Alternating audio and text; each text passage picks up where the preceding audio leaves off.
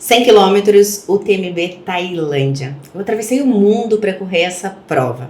Infelizmente, uma batida forte numa pedra gerou uma dor persistente na canela, que me fez optar por não largar. Correr nessas condições me cobraria um preço muito alto depois. Mesmo que eu não tenha corrido a prova, o meu corpo passou por diversas semanas de carga alta de treino e intensidade. E esse ciclo, mais do que a prova em si, deixa o nosso corpo muito vulnerável. Inflamações, microlesões, queda de imunidade, alterações hormonais, fadiga mental, tudo isso acontece ao mesmo tempo.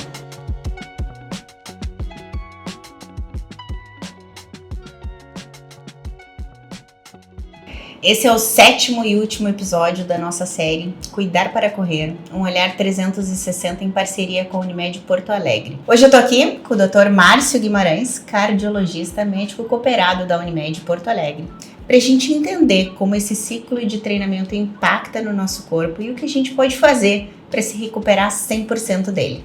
Bom, Thaís, o ciclo de treino de provas longas acaba gerando muito estresse, tanto estresse físico como estresse mental. Causa alterações do sono, alterações inflamatórias, alterações hormonais, como aumento do cortisol, e isso acaba gerando consequências, mas consequências que posteriormente nós podemos diagnosticar e também tratar durante todo um ciclo de preparação para uma prova longa. Bom, as causas das lesões pós-prova são várias, né, e adoecimento. Como eu já falei, a questão do cortisol é uma questão muito importante, né? O corpo é levado a um desgaste extremo e nesse contexto acaba gerando lesões tanto musculares como lesões até alterações enzimáticas, alterações orgânicas, né, devido a um estresse muito grande de provas intensas. Tem também relação com a imunidade, não tem? Que às vezes não, né? A própria intensidade, o desgaste. Depois de maratona, eu já fiquei gripado, né? Baixa a imunidade, né? Baixa bastante, né? Sim. A questão imunológica também é uma situação que altera muito, né? Então é muito comum a gente ver pós-prova pacientes ficarem com quadros infecciosos, virais, bacterianos, devido à queda da imunidade por levar o corpo a um estresse muito intenso. Doutor, apesar do desgaste, a gente também tem muitos ganhos, né, com o ciclo de treinamento. Quais são os parâmetros que costumam melhorar ao final de um ciclo? A gente tem vários ganhos com o treinamento e com a prova em si.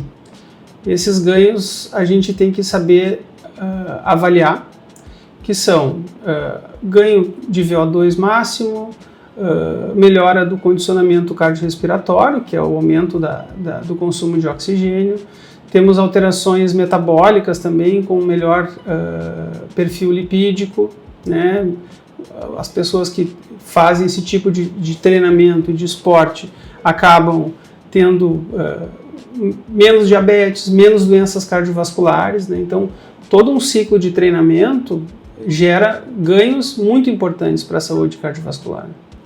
Eu vi recentemente um artigo que ele compara o fêmur de um senhor de 70 anos que fazia atividades a menos, né? Sim. Atividades assim básicas da vida. Uhum. E um atleta de Ironman, né? Que teve a vida inteira, eu digo, de intensidade, né? Sim. De carga e intensidade. Uhum. O fêmur deste atleta que fez Ironman, ele era extremamente compacto e ainda tinha uma boa capacidade muscular.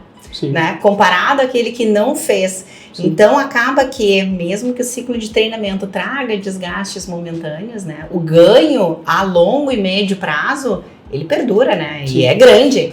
Na verdade, a gente tem um estresse oxidativo muito alto, mas a recuperação desse estresse oxidativo é muito rápida também, né?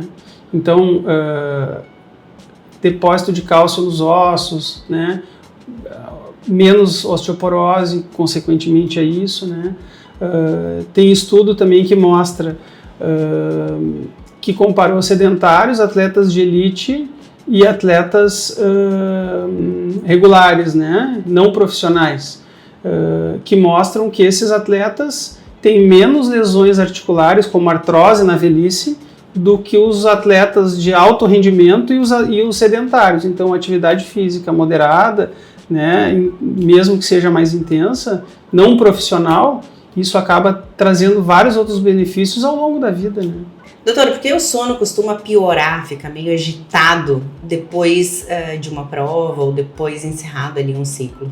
Bom, o sono é uma situação que é importante para a gente quando está treinando, né, que faz parte do descanso. O sono é muito importante para quem treina, mas ele costuma altera por questões hormonais, principalmente pelo cortisol e pelo desgaste, né, e o estado de hiperexcitação que a gente fica após um ciclo grande e de treino ou após a prova final. Doutor, pensando aqui um pouquinho na parte hormonal, como os hormônios respondem a esse estresse prolongado? A gente pode ter alteração, como eu já tinha falado anteriormente, de cortisol, mas também outros hormônios de metabolismo podem alterar, como os hormônios de tireoide, né? Que a gente sabe que o hormônio tireoide está diretamente ligado ao metabolismo celular, então isso é uma das alterações que podem acontecer também. Então são todos esses parâmetros que a gente precisa monitorar num pós-prova. Doutor, agora final de ciclo, quais exames que tu acha que são necessários eu fazer para poder monitorar, avaliar o que precisa ser ajustado, corrigido, enfim, né, para eu ter uma ótima recuperação?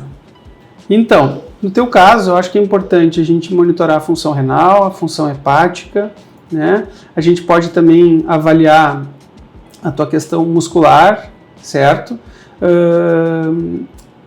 Eu acho que dá para a gente também dosar enzima muscular, no caso, se estiver sentindo muita dor no pós-prova, né? Para ver se tem algum grau de lesão importante, que às vezes acontece, né?